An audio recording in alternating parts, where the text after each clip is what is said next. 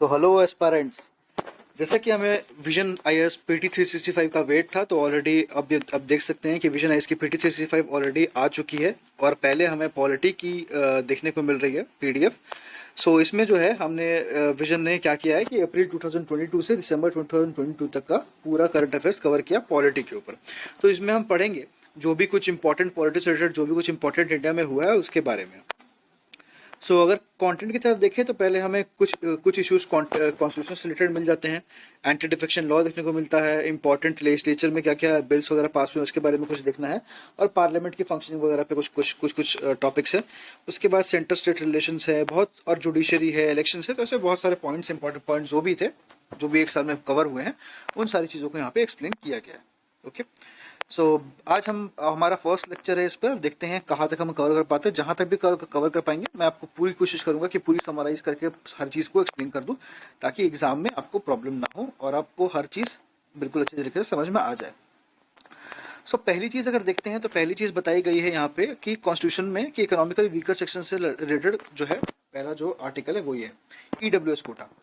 पहले जानते हैं कि न्यूज़ में क्यों है। तो न्यूज़ में देखने को मिलेगा कि सुप्रीम कोर्ट ने क्या क्या बोला है कि जो 103rd कॉन्स्टिट्यूशनल अमेंडमेंट होता है, ओके, जिसमें कहा गया है कि ईडब्ल्यूएस को 10% का रिजर्वेशन मिलेगा, उसको सुप्रीम कोर्ट ने कहा है कि वो वैलिड है। यानी अगर आप तैयारी कर रहे हो 3-4 साल से, आपको पता होगा कि इसमें क्या है कि बहुत सारा दिक्कत था कि ये वैलिड है या नहीं है, ओके, हम क्यों जनरल में मतलब रिजर्वेशन वगैरह दे, तो ये सब चीज़ें चल रही थी। तो सुप्रीम कोर्ट ने फाइनली बोल दिया है कि अब जो है ये वैलिड है। अब वैलिड क्यों है ये सब जानेंगे। उससे पहले मैं आपको दो चीजें समझाने की कोशिश करता हूँ। सबसे पहले फोकस कीजिए यहाँ पे आर्टिकल 15 पे। तो आर्टिकल 15 क्लॉज 6 में क्या बोला गया है कि it enables the government to make special provision for advancement of economically weaker section. अब देखिए यहाँ जो वर्ड है इकोनॉमिकली वीकर सेक्शन, इसका मतलब है वैसे सेक्शंस, वो कम्युनिटी के मतलब वो लोग जो कि गरीब हैं, ओके, इकोनॉमिकली जो वीक है उनके बारे में बात की है।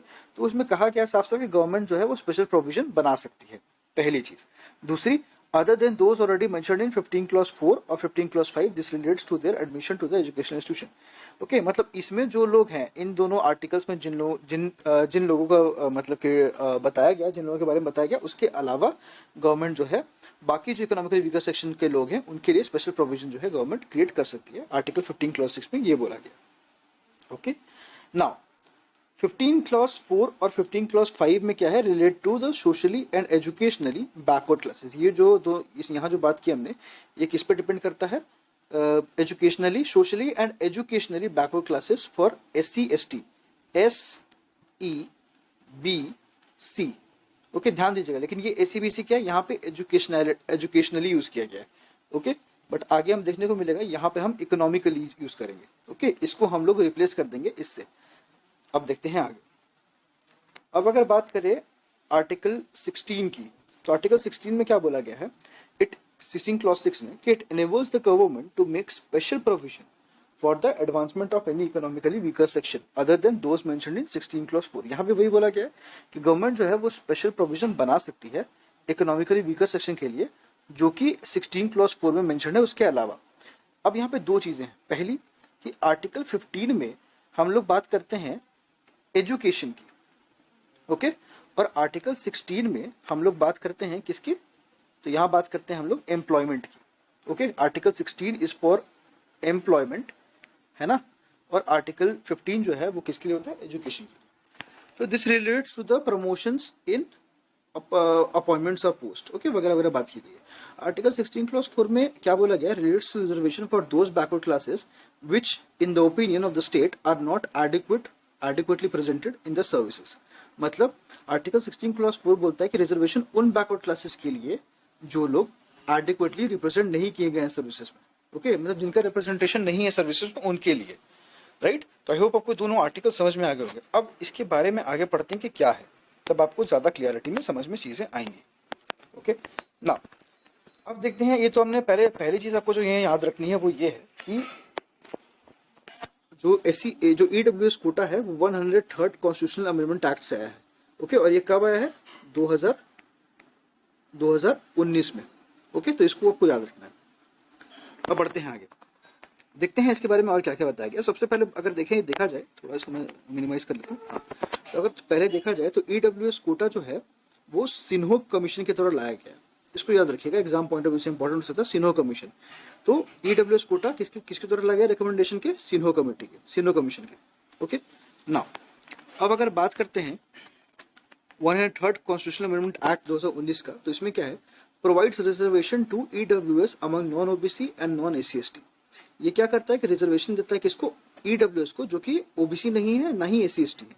अब ईडब्ल्यूएस है तो ईडब्ल्यूएस तो भाई जनरल कैटेगरी के लिए होता है, इकोनॉमिकली वीकर सेक्शन, तो इसमें ओबीसी और एससी एसटी का कोई काम नहीं है, राइट। नेक्स्ट क्या है? Inserted articles 15 clause 6 and 16 clause 6 इसमें इंसर्ट किया गया है। दो देखो एक्स्ट्रा क्या किया गया ना कि 15 आर्टिकल 15 को और आर्टिकल 16 को अमेंड किया गया, इसका अमेंडमेंट हुआ और इसमें दो क्लॉज ऐड किए गए जिसको बोला गया 15 क्लॉज 6 और 16 क्लॉज 6, राइट। अब यहाँ पे क्या बात की गई है वो देखते हैं। Enables both central and state government to provide reservation to EWS. इसके कारण क्या हुआ? ये जो ऐड किया गया है इसके कारण क्या हुआ कि सेंट्रल और स्टेट गवर्नमेंट को बोला गया कि भैया आप लोग जो है ईडब्ल्यूएस के लिए रिजर्वेशन प्रोवाइड कीजिएगा, जो कि कितना है? 10%। अभी हमने देखा तो ये क्या करता है? अलाउ करता है स्टेट गवर्नमेंट को to decide whether to provide reservation to EWS for appointment in state government jobs and addition to state government job, state government educational institution। State government मतलब ये स्टेट गवर्नमेंट को allow करता है कि वो decide कर सकती है कि उसको मतलब प्रोवाइड करना है रिजर्वेशन क्या नहीं करना है। रिजर्वेशन कहाँ कहाँ पे? स्टेट गवर्नमेंट जॉब्स में और एजुकेशनल इंस्टीट्यूशन में। तो वो स्टेट गवर्नमेंट के हाथ में कि वो डिसाइड करे कि उसको देना है या नहीं देना है। ओके, ये चीजें थी। अब देखिए आर्टिकल 15 का अमेंडमेंट हुआ to additionally permit government to provide for advancement of EWS. EWS के लिए एडवांसमेंट के लिए मतलब कि इसको अमेंड किया गया। Up to 10% seats may be reserve for such sections for admission in educational institution. यहाँ पे कहा गया कि 10% सीट जो है वो रिजर्व होगा एडमिशन के लिए। कहाँ पे? एजुकेशनल इंस्टीट्यूशन में, जो भी एजुकेशनल इंस्टीट्यूशन है जो स्टेट फंडेड है उसमें। ओके, लेकिन ये चीज एप्लीकेबल नहीं है कहाँ पे? माइनॉरिटी एजुकेशनल इंस्टीट्यूशन के लिए। अब आप बोलिएगा कि माइनॉरिटी एजुकेशन इंस्टीट्यूशन के लिए क्यों एप्लीकेबल नहीं है? तो इसका रीजन है क्योंकि माइनॉरिटी एजुकेशन इंस्टीट्यूशन जो है उनको स्पेशल राइट्स मिले हैं हमारे आर्टिकल्स में। आर्टिकल 29-30 जब आप देखते हो तो उसमें आपको माइनॉरिटी के लिए कुछ राइट्स मिलते हैं, उसी में इसका भी मेंशन किया गया है। तो इसमें क्या है कि जो माइनॉरिटी कम्युनिटी है वो खुद से ही अपनी जो एजुकेशन इंस्टीट्यूशन है उसका जो डिसीजन है वो खुद से लेती है, उसमें स्टेट का कोई रोल नहीं होता है। बस स्टेट ऐसा बोलते हैं कि मतलब हाँ स्टेट ऊपर से देखती है कि हाँ ये सब चीज़ ठीक चल रहा है, कुछ इलीगल वगैरह तो नहीं हो रहा, बाकी सब ठीक है ना, वो सब चीज़ चेक करती है। बाकी स्टेट का कोई रोल नहीं होता है। जो भी हायरिंग वायरिंग होती है, हायरिंग प्रोसेस होकर एडमिशन लेना है नहीं लेना है, किसको देना है किसको नहीं देना है, फीस वगैरह क्या होगी, ये सब कुछ जो है माइनॉरिटी कम्युनिटी खुद डिसाइड करती है। इसीलिए बोला गया है कि इनका जो है ईडब्ल्यूएस कोटा जो है वहाँ पे एप्लीकेबल नहीं हो, राइट। अब आर्टिकल 16 को जब अमेंड किया गया तो उसमें ये बोला गया to permit government to reserve up to 10% of all post for EWS of citizens. वही चीज जो स्टेट गवर्नमेंट को बोली गई कि भाई अब सेंट्रल गवर्नमेंट को वही बोला गया कि आप जो है जितने भी पोस्ट हैं वो उसमें से 10% जो है वो आप ईडब्ल्यूएस के लिए क्या करोगे, इसको मतलब कि रिजर्व करोगे, है ना। अब बढ़ते हैं आगे। अब देखते हैं आगे क्या बोला गया। और बोला गया है कि EWS reservation is in addition to existing reservation. इसका मतलब ये है कि अभी जो रिजर्वेशन ऑलरेडी एग्जिस्ट हो रहे हैं उसके आगे में उसके बदले मतलब उसके अलावा भी ईडब्ल्यूएस रिजर्वेशन को रखा गया है। अब यहाँ पे 2-3 चीजें, जैसे a person not covered under reservation of SC STs and OBCs and whose family had a gross annual income below 8 lakh was to be identified as EWS for reservation. इस पर्टिकुलर पैरा में ये बोला गया है कि कौन ईडब्ल्यूएस हो सकता है। ओके, तो इसके बारे में थोड़ा डीप में जानते हैं। सपोज कीजिए कि you are from a general category. Okay, यहाँ पे थोड़ा देखते हैं, क्लियर स्पेस है। सपोज कीजिए आप एक जनरल कैटेगरी में बिलोंग करते हैं और आपकी जो एनुअल इनकम है आपके फैमिली की वो कितनी है? लेस देन 8 लाख है। Okay, it is less than 8 lakh. But आप ना ओबीसी में हो, ना आप एससी एसटी में हो, ना किसी और रिजर्वेशन में हो, तो आपको कोई रिजर्वेशन तो मिलेगा नहीं। इसीलिए ऐसे लोगों के लिए लाया गया है EWS. Okay, economically weaker section में। जनरल में जिन लोगों की जो सालाना आय होती है यानी इनकम होती है वो 8 लाख से कम है, उनके लिए ईडब्ल्यूएस लाया गया, वो ईडब्ल्यूएस कैटेगरी के लिए एलिजिबल है। इसका लेकिन एक और पैरामीटर है, वो ये है कि वो लोग भी ईडब्ल्यूएस में नहीं आ सकते हैं। वो लोगों को भी एक्सक्लूड किया गया जिसके पास एटलीस्ट 5 एकड़ ऑफ एग्रीकल्चरल लैंड है। मतलब अगर आपके पास 5 एकड़ की खेती वाली जमीन है तो भी आप ईडब्ल्यूएस में अंदर नहीं आ सकते। या फिर अगर आपके पास एक रेसिडेंशियल फ्लैट है, मतलब एक फ्लैट आपने खरीद रखा है जो कि 1000 स्क्वायर फीट का है, तब भी आप ईडब्ल्यूएस कैटेगरी में फॉल नहीं करेंगे। ओके, एक और चीज है, residential plot of 100 square yards. मतलब अगर आपके पास कोई जमीन है जो कि रहने, एक होता है रेसिडेंशियल प्लॉट, एक होता है एग्रीकल्चर लैंड। एग्रीकल्चर लैंड वो लैंड होता है जहाँ पे खेती हो सकती है, वहाँ पे घर वगैरह नहीं बनाए जा सकते। एक होता है रेसिडेंशियल प्लॉट जहाँ पे घर बनाए जा सकते हैं। ओके, तो वहाँ पे क्या है कि 100 स्क्वायर यार्ड्स का आपके पास जमीन है एंड अबव, और या फिर उससे ज्यादा है, सो सॉरी,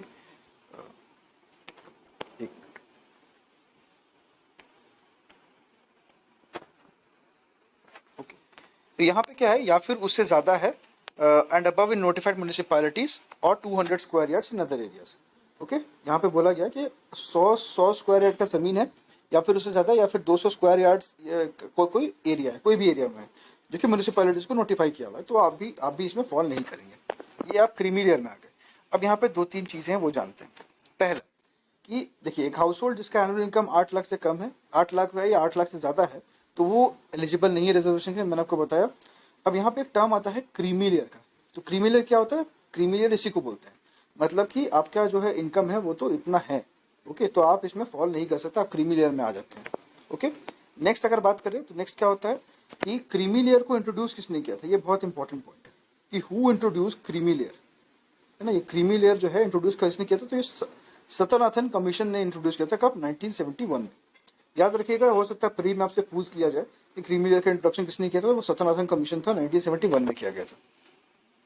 ओके, अब देखते हैं नेक्स्ट कि अदर कंडीशन क्या है रिजर्वेशन के लिए, जो कि इंदिरा साहनी केस ने बोला। इंदिरा साहनी केस जो आया था 1992 में, उसके बारे में बात की गई थी। कब आया था? 1992 में। ओके, इसमें क्या था कि reservation to socially and educational backward class 50% cap on vertical reservation, मतलब सोशली और एजुकेशनली बैकवर्ड क्लास को रिजर्वेशन दिया जाएगा। ओके, वो तुमने देखा। 50% का जो कैप रहेगा वो फॉलो किया जाएगा। मतलब जो रिजर्वेशन है, मान लीजिए 100 पोस्ट है, तो 100 पोस्ट में से सिर्फ 85 सीट पे रिजर्वेशन होगा, बाकी 50 जो सीट रहेंगे उस पर कोई रिजर्वेशन नहीं होगा। मतलब जो रिजर्वेशन देना है भैया वो 50 सीट में दीजिए, उससे ऊपर ये जो है रिजर्वेशन नहीं जाएगा, ये बोला गया। ओके, लेकिन अगर आप देखोगे तो ईडब्ल्यूएस जो है वो ये 50% का जो बैरियर है इसको क्रॉस कर जाता है, इसीलिए इस पे जो है थोड़ी बातचीत हो रही है। There should be no reservation in promotions. और अगर मान लीजिए आपको कोई जॉब मिल गई, आप किसी भी पोस्ट पे जॉब कर रहे हो, तो प्रमोशन के लिए आपको रिजर्वेशन नहीं मिलेगा।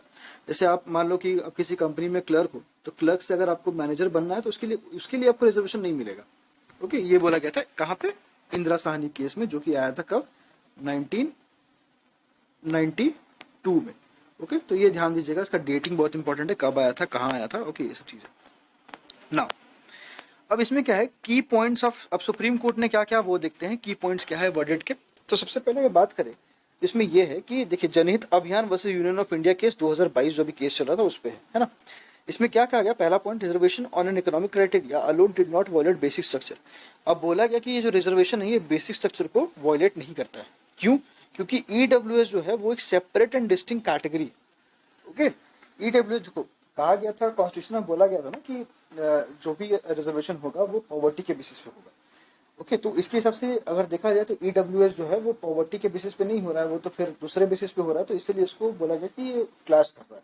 लेकिन बोला गया ईडब्ल्यूएस जो है वो सेपरेट और डिस्टिंक्ट कैटेगरी है, तो उसके लिए हम कर सकते हैं, तो ये बेसिक स्ट्रक्चर को वायलेट नहीं कर रहा है। ओके, आपको पता होना चाहिए कॉन्स्टिट्यूशन का बेसिक स्ट्रक्चर, कोई भी लॉ वायलेट करता है, कोई भी बिल वायलेट करता है, तो वो जो है इलीगल हो जाता है। सेकंड बोला गया है, exclusion of SC ST SEBC was a part of reasonable classification and necessary to avoid double benefits. Also, reservation as a concept cannot be ruled out in private institution where education is imparted. Okay, बोला गया है SC ST SEBC इन सबको EWS में नहीं count किया जाएगा। क्यों? क्योंकि डबल बेनिफिट मिल जाएंगे, मतलब क्योंकि इनको तो पहले से बेनिफिट मिल रहे हैं, अगर इनको EWS में डाल दिया जाए तो इनको डबल बेनिफिट मिल जाएगा, तो इनको इंक्लूड नहीं किया जाएगा। ओके, लास्ट है कि 50% rule in Indira Sawhney judgment, मतलब बोला गया था, अभी मैंने पढ़ा है आपको, 1992 में आया था, बताया मैंने, has not been held to be inflexible and inviolable for all times to come. मतलब ऐसा नहीं है कि 50% जो रूल है वो बिल्कुल पत्थर की लकीर है, इसको तो फॉलो करना चाहिए, लेकिन ऐसा नहीं इसको मतलब कि आगे मतलब क्रॉस नहीं किया जा सकता। ओके, ये जो 50% वाला रूल है किसके लिए एप्लीकेबल है? SC ST SEBC OBC community के लिए, लेकिन जनरल कैटेगरी के लिए इसमें कोई बात नहीं की गई थी, इसीलिए हम EWS को एक्स्ट्रा 10% रिजर्वेशन के लिए प्रोवाइड कर सकते हैं। सो बेसिकली अगर पूरा देखा जाए, समराइज किया जाए, तो यही चीज था EWS कोटा को। सुप्रीम कोर्ट ने बोला है कि भैया ये वैलिड है और इसको अब अप्लाई किया जाएगा हर जगह, इसमें कुछ मुख्य पॉइंट आपको याद करने हैं, वो ये है कि 103rd कॉन्स्टिट्यूशनल अमेंडमेंट एक्ट के द्वारा लाया गया था। ओके, दूसरा चीज साइनो कमीशन के द्वारा लाया गया था। तीसरा चीज 2019 में आया था। चौथी चीज कि क्रीमी लेयर के बारे में जो बात की गई कि क्रीमी लेयर किसके द्वारा इंट्रोड्यूस किया गया था, वो था सत्यनाथन कमीशन 1971। ओके, और क्या है, और बाकी इंदिरा साहनी केस कब आया था और 50% का जो बैरियर है वो क्या है, वो मैंने आपको बता दिया, वो है। ओके, तो इतना ही था इसके फर्स्ट आर्टिकल में। ओके, अब बात करते हैं नेक्स्ट आर्टिकल की। तो इसमें क्या बात की गई, sub categorisation of other backward classes, OBC. OBC के बारे में कुछ बात है, जिससे अभी हमने ईडब्ल्यूएस पढ़ा, अब हम ओबीसी देखेंगे। तो न्यूज में क्यों है पहले वो देखते हैं। तो यूनियन कैबिनेट जो है, यूनियन कैबिनेट ने बोला है कि 14th एक्सटेंशन, मतलब ये 14th टाइम, 14th एक्सटेंशन का मतलब है कि 14वीं बार उनको एक्सटेंशन दिया गया, किसको, जस्टिस रोहिणी कमीशन को।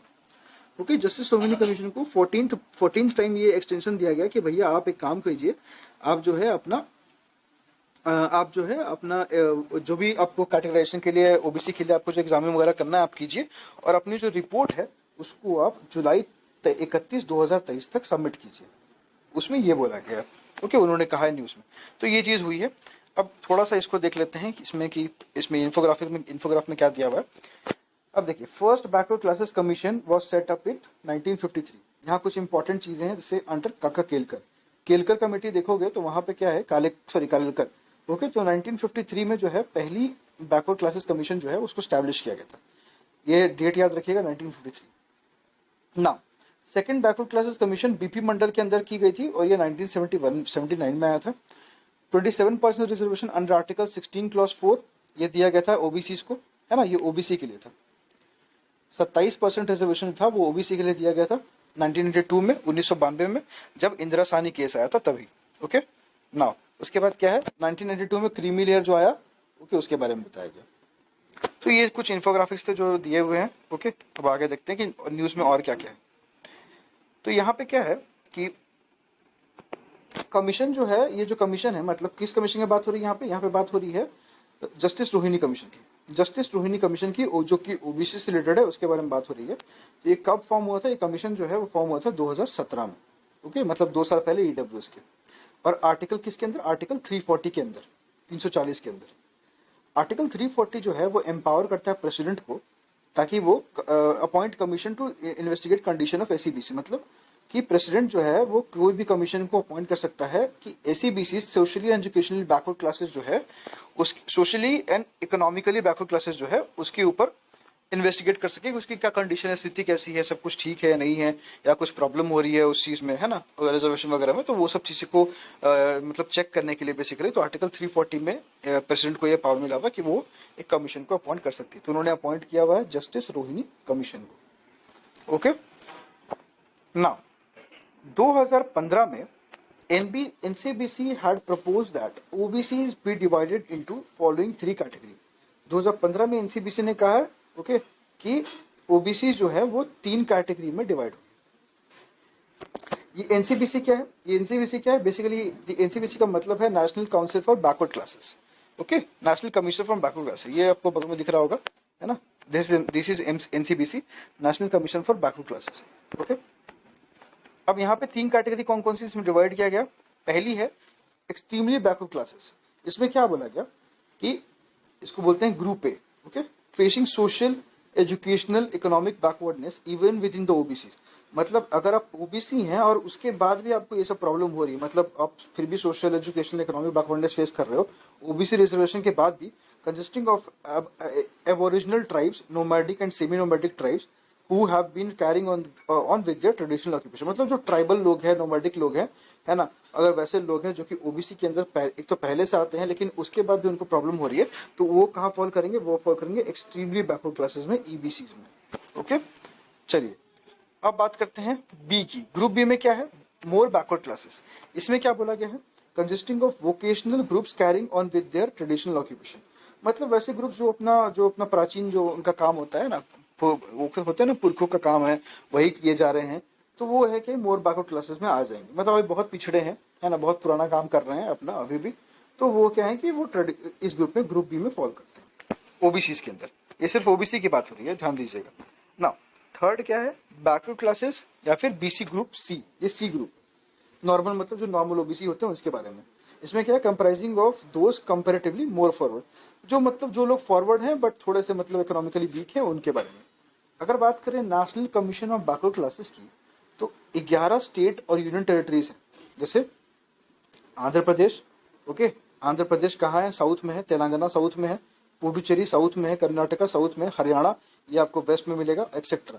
तो ये जो स्टेट और यूनियन टेरिटरीज हैं have sub categorise OBC for reservation in state government owned institution.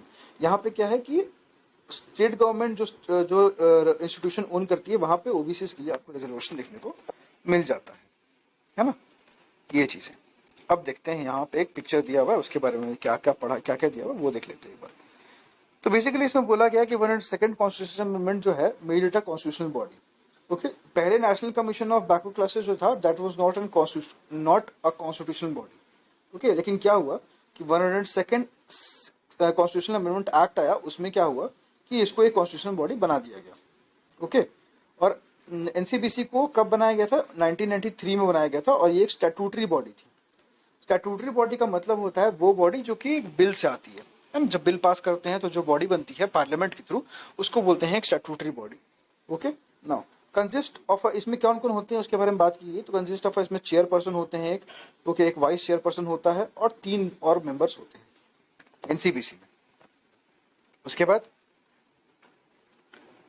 Appointment की बात करें तो अपॉइंटमेंट जो है वो प्रेसिडेंट करते हैं by warrant under his hand and seal. अभी हमने देखा आर्टिकल 340 जो है वो पावर करता है प्रेसिडेंट को, तो उसके हिसाब से इनका अपॉइंटमेंट होता है। उसके बाद टेन्योर क्या है, तो the condition of service and tenure of office has been notified by ministry of social justice and empowerment. ये basically ministry of social justice and empowerment जो है वो डिसाइड करती है क्या टेन्योर होगा। ओके, इसके बारे में चलिए अब ये एक इंफोग्राफिक इसको भी देख ही लेते हैं।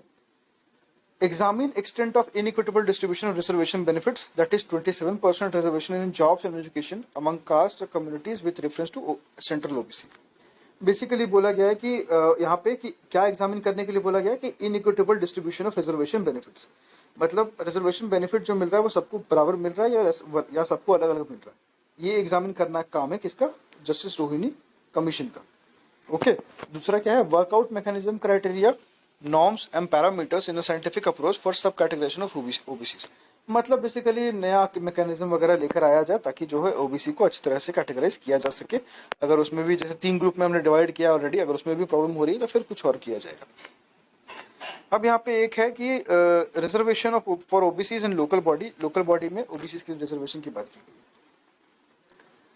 High court directed the UP government, high court ने यूपी गवर्नमेंट को डायरेक्ट किया है to notify elections immediately without reservation for OBCs. Okay, मतलब इलेक्शंस को नोटिफाई कर दिया जाए इमीडिएटली लेकिन बिना ओबीसी के रिजर्वेशन के। This direction is guided by provisions of article 243U of constitution which mandates that election to constitute a municipality shall be completed before expiry of its duration. इसमें मतलब क्या बोला गया कि जो इलेक्शन अगर कॉन्स्टिट्यूट करना है एक म्युनिसिपैलिटी के लिए तो वो जो है वो उसका ड्यूरेशन खत्म होने से पहले हो जाना चाहिए। मतलब जो पहले से म्युनिसिपैलिटी चल रही है उसके ड्यूरेशन के खत्म होने से पहले जो उसके है उसका इलेक्शन हो जाना चाहिए। तो हाईकोर्ट ने डायरेक्ट किया यूपी गवर्नमेंट को कि बिना रिजर्वेशन के ओबीसी के आप जो है इलेक्शंस को इमीडिएटली स्टार्ट कर दीजिए, मतलब नोटिफाई कर दीजिए। ओके, अब क्या है, high court held that until triple test condition as mandated by supreme court in K Krishnamurthy versus union of India 2010 is fulfilled, no reservation for backward classes shall be provided in ULBs polls. High court ने क्या बोला, जब तक triple test condition नहीं हो जाता है, triple test condition नहीं होता जो कि सुप्रीम कोर्ट ने बोला था Krishnamurthy versus union of India 2010 का केस में, तब तक क्या है कोई भी बैकवर्ड क्लासेस रिजर्वेशन जो है वो पोल्स में प्रोवाइड नहीं किया जाएगा। ओके, अर्बन लोकल बॉडी का जो पोल होता है उसमें यूएलबी का मतलब क्या है, अर्बन लोकल बॉडी, तो अर्बन लोकल बॉडी का जो पोल है उसमें प्रोवाइड नहीं किया जाएगा, बेसिकली यही बोला गया था। ओके, नाउ अब क्या है, देखते हैं ट्रिपल टेस्ट क्राइटेरिया क्या है। तो ट्रिपल टेस्ट क्राइटेरिया में बात करें तो क्या है, इसको भी देख ही लेते हैं एक बार। सेटअप अ डेडिकेटेड कमीशन, पहले क्या करना है, इसमें एक डेडिकेटेड कमीशन को सेटअप कीजिए जो कि स्टेट गवर्नमेंट की तरफ सेटअप किया जाएगा to gather data on backwardness of OBC in every local body. मतलब जितनी भी लोकल बॉडी, एक स्टेट में जितनी भी लोकल बॉडीज हैं उसमें ओबीसी का क्या डेटा है, उसके लिए एक कमीशन सेटअप कीजिए जो ये डेटा जो है वो गैदर करेगा एक स्टेट के लिए।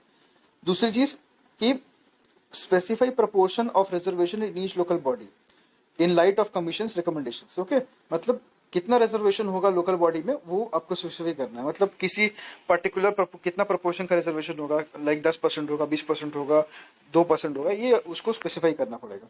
तीसरी क्या है, तीसरा test, ensure that such reservation does not exceed 50% of total seats reserve for SC ST OBC together. मतलब ये देखना है कि OBC हो गया, SC ST हो गया, है ना, ये सबका रिजर्वेशन अगर मिला दिया जाए, अगर सबका रिजर्वेशन मिला दिया जाए तब जो है ये 50% से एक्सीड नहीं करना चाहिए रिजर्वेशन। मतलब 50% जो सीट है वो खाली रहना चाहिए, बेसिकली यही बोला गया है ना, ये चीज़ है। लास्ट क्या फिर है, in case state union territory is not a position to fulfil triple test requirement, election to any its of it local body can not be postpone beyond statutory period. Okay, अगर बोला जा रहा अगर जो state या फिर कोई union territory है अगर वो ये ट्रिपल टेस्ट परफॉर्म नहीं कर सकती, मतलब वो ट्रिपल टेस्ट नहीं कर सकती है, तो इलेक्शन को किया जाएगा बिना किसी पोस्टपोन के, मतलब इलेक्शन पोस्टपोन नहीं होगा, इलेक्शन चलेगा भले या टेस्ट ना हो, है ना, बिना बिना रिजर्वेशन के इलेक्शन जो है वो होगा, बेसिकली ये। फिर क्या है, constitution provides for reservation for SCs and STs in local body as per their population, state government are allowed to make decision on reservation for OBCs। मतलब क्या है, कॉन्स्टिट्यूशन जो है वो SC ST को रिजर्वेशन प्रोवाइड करती है local bodies में, उसके पॉपुलेशन के अनुसार, जितना पॉपुलेशन हो उस हिसाब से जो भी प्रोपोर्शन बढ़ता है वैसा उनको रिजर्वेशन दिया जाता है। स्टेट गवर्नमेंट को अलाउ किया गया कि वो डिसीजन बना सकती है OBCs के रिजर्वेशन के लिए, है ना। मतलब क्या है इसका ना, ये कॉन्स्टिट्यूशन जो है वो तो डायरेक्टली SC ST को दे ही रही है रिजर्वेशन, लेकिन अगर OBC का रिजर्वेशन का बात आता है तो वहाँ पे स्टेट गवर्नमेंट को ये जो है टास्क दिया गया है कि आप डिसाइड कीजिएगा कि किस तरह से क्या डिसीजन लेना OBC के लिए। मतलब उसमें कॉन्स्टिट्यूशन कुछ नहीं बोलती है, बेसिकली यही बोला गया। तो अभी तक हमने 2 टॉपिक डिस्कस किए हैं, जिसमें हमने पढ़ा कि OBC के बारे में, कि OBC का क्या हाल है, किस तरह से क्या कमेटी है, जस्टिस रोहिणी कमेटी कब आई थी, 2017 में आई थी, ये सब चीज़ें। NCBC क्या है, NCBC का काम क्या है, और NCBC में कौन कौन है, क्या मेंबर्स है, president, chairman, vice chairman, vice chairperson और 3 मेंबर्स और रहते हैं NCBC में, और बाकी EWS कोटा के बारे में बात किया है। तो ये बेसिकली हम एपिसोड वाइज लेकर आएंगे। हमने फर्स्ट एपिसोड कंप्लीट कर लिया जिसमें हमने दो टॉपिक्स पढ़ लिए हैं। अब हम आगे के एपिसोड में आगे के 2 या 3 टॉपिक कवर करेंगे। So thank you so much for listening. Let's meet again in the next episode. Thank you. Do subscribe the channel अगर आपको लेक्चर पसंद आया तो, और प्लीज़ लाइक कीजिए अगर आपको सेशन पसंद आया तो।